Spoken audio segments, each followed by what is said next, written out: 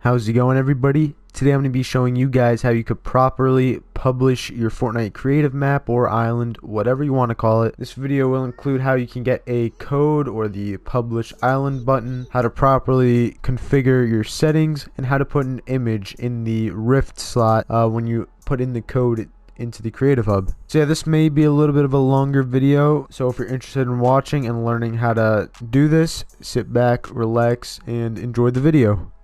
First things first, guys, before we get the code for the island or put the image in for the Rift and all that stuff, we will need to come over here and set these settings, which are found in the My Island tab, and the spawn pad settings, because in order for you to publish a map, you need to have an area for your players to spawn. So I'm sure you guys already know that, but pretty much when you place down a spawn pad, you have to make sure it's enabled, and you could set the team, priority groups, and all these other settings as you find appropriate. Me personally, what I would usually do is keep the team on any, the priority group on none, and then leave it as the island start, and then turn the visible during game setting off, so then you will not see this pad when you start the game, and it will spawn you or your players on this pad right here. Just to give you guys an example, we'll start the game right now and we'll spawn right here. Make sure you guys have the correct amount of spawn pads for the amount of players you have. If you have a 2-player game, you may need 2 spawn points, etc. Next, we will go into the My Island settings and come into the game settings. Similar to the spawn pad, you just need to set these up accordingly. Some things I would recommend is leaving voice chat to all, unless you want to have certain team voice chat.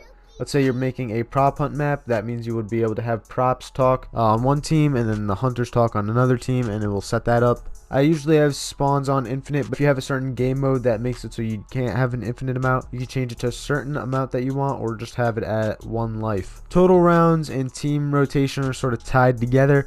So let's say you have a prop hunt map. Once again, usually they have 2 rounds and then they have team rotation every game. Let's say this is how you would set it.